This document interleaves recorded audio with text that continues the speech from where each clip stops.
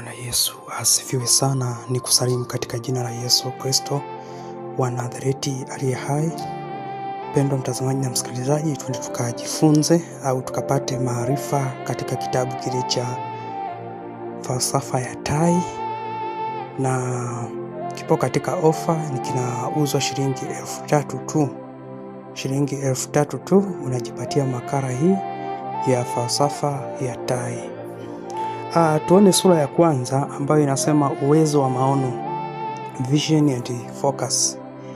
Hii ni sanaa ya kuona mbali na kutoondoa jicho lako kwenye lengo hata katikati ya kelele.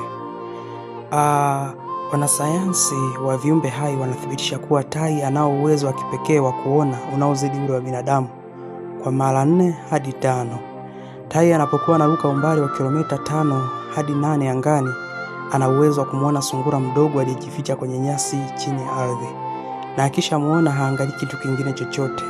Anaweka umakini wake kwenye huyo sungura, anajikunja na kushuka kwa kasi ya ajabu kukamata mawindo yake bila kukosea.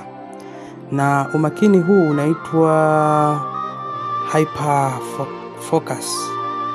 Niseme tu kwamba shida kubwa ya watu wengi wa mtaani leo, hasa katika rika hili la kidijitali, sio uhaba wa fursa, bali ni uhaba wa umakini. Tunajikuta tunataka kufanya kila kitu kwa wakati mmoja. Leo unataka kuwa mwandishi, kesho unataka kuanzisha biashara nyingine, kesho kutwa unatamani kitu kingine kabisa, na siku inayofuata unashinda mtandaoni ukiangalia maisha ya watu wengine. Unakuwa na macho ya kuku yanayotazama kila punje inayodondoka chini, badala ya kuwa na jicho la tai linalolenga shabaha moja iliyo kubwa. Kama unataka kufanikiwa katika hatua yoyote ile ya umri wako, lazima ujifunze kuwa na maono ya mbali. Lazima uweze kuona kesho yako ya miaka 5 ijayo kabla haijafika, na ukisha iweka mbele ya macho yako, kutaka kuruhusu kelele za marafiki, maneno ya watu yanayokukatisha tamaa au changamoto za sasa zisiondoe umakini wako kwenye lengo. Tai hashindwi na upepo kwa sababu jicho lake halipo kwenye upepo, lipo kwenye kile anachokitafuta. Ili kuelewa uzito wa kanuni hii, hebu tuangalie uhalisia wa maisha ya mtaani, jinsi yanavyogawanyika katika makundi haya mawili. Watu wengi wanaozunguka katika maisha yetu wanaishi kwa kutumia macho ya kuku.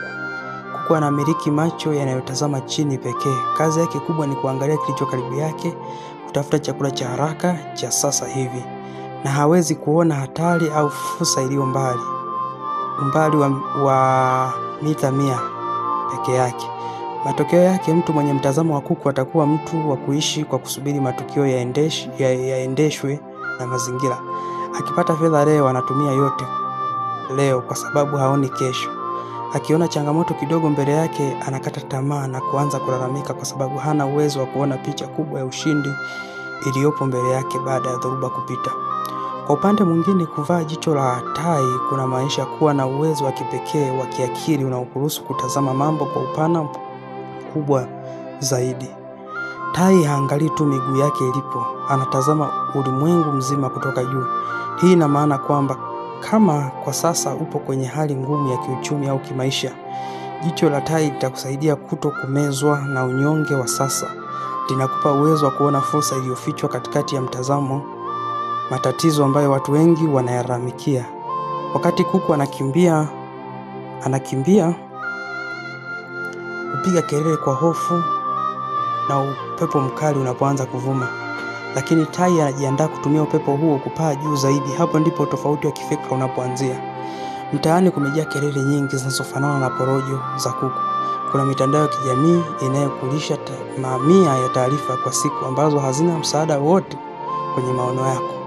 Kuna marafiki wanaokaa kijiweni wanakuambia kuwa maisha yameharibika, hakuna kinachowezekana. Ukiruhusu akili yako ichukue mtazamo wao, unapojifua wewe mwenyewe na kupoteza uwezo wa kuona mbali. Ni lazima ujenge ujasiri wa kusema hapana kwa kila kinachokuja kukupotezea umakini wako. Magonjwa 3 ya kiakili yanayopofua maono mtaani. Ili uweze kulisha jicho lako la tai lisiondoke kwenye shabaha, ni lazima ujilinde dhidi ya magonjwa matatu makuu ya kisaikolojia yanayopofua watu wengi mtaani. Ugonjwa wa kwanza ni kutaka matokeo ya haraka. Huku ni kuishi kwa fikra za kuku anayetaka dondoo za punje ya sasa hivi ili ashinde njaa. Watu wengi wanashindwa kufikia malengo makubwa kwa sababu wakianzisha jambo leo wanataka wapate mafanikio makubwa kesho asubuhi. Tai anajua kuwa kupaa juu kunahitaji uvumilivu, kunahitaji muda na kutengeneza misuli ya mabawa. Ustahimilivu huo ndio unaotenganisha waliofeli na wale washindi. Jambo la pili ni ugonjwa wa kufuata mkumbo. Huu ni ugonjwa unaokufanya ufungue biashara au uingie kwenye jambo fulani kwa sababu tu umeona kila mtu mtaani au mtandaoni anakimbilia huko. Ukifanya mambo kwa kufuata mkumbo na kuwa umekabidhi usukani wa maisha yako kwa macho ya watu wengine. Tai hufuata maono yake mwenyewe, hafuati mambo ya ndege wengine. Lakini pia hofu ya maoni ya watu. The fear of people opinions. Ukishikwa na ugonjwa huu utashindwa kuchukua hatua kubwa kwa sababu unaogopa jinsi marafiki, jamii wanavyokuchukulia. Ukifeli unakuwa mtumwa wa kelele za mtaani. Kumbuka, hakuna mtu aliyewahi kufika kilele kikubwa cha maisha kwa kuishi ili kuwafurahisha wanaomzunguka. Tuone hatua 3 za kivitendo za kuvaa jicho la tai kuanzia leo. Maandishi haya hayatakuwa na maana kama hayatageuzwa kuwa vitendo mtaani. Hizi hapa ni hatua 3 thabiti unazopaswa kuzisimamia ili kujenga umakini kwenye maono yako. Hatua ya kwanza, tambua sungura wako na mlenge yeye pekee. Orodhesha mambo unayotaka kisha chagua jambo moja ambalo lina uzito mkubwa zaidi na weka nguvu zako zote hapo. Kataa kutawanya nishati yako kwenye miradi 10 tofauti ambayo inasuasua. Lenga sungura mmoja hadi mkamate. Jambo la pili ni weka ukuta kati yako na kelele. Tenga muda maalum wa kujitenga na kelele za mitandao ya kijamii na porojo za vijiweni. Kama una lengo kubwa unalolijenga, unahitaji msaada, unahitaji masaa ya utulivu wa ndani ili kupanga mikakati yako kiprofessional bila kuingiliwa na mawazo hasi ya watu waliokata tamaa. Jambo la tatu ni kukagua maendeleo ya hatua zako kila siku. Usimalize siku bila kujiuliza kama yale uliyoyafanya tangu asubuhi yamechangia kwa namna gani kukusogeza karibu na shabaha yako ya maisha. Kama jibu ni hapana, fanya marekebisho ya haraka kesho yake. Niseme tu kwamba heshima kubwa ya tai haipatikani kwa sababu tu yeye ni ndege mkubwa, bali inatokana na nidhamu yake ya chuma ya kutokubali kushindwa pindi anapoweka jicho yake kwenye shabaha. Huu ndio wakati wa kuvua kabisa mtazamo wa kuku.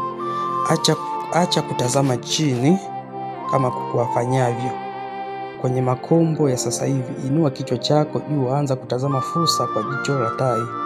Anga la ushindi ni lako. Mpendwa mtazamaji, hii ni sehemu tu ya kitabu changu cha falsafa ya tai.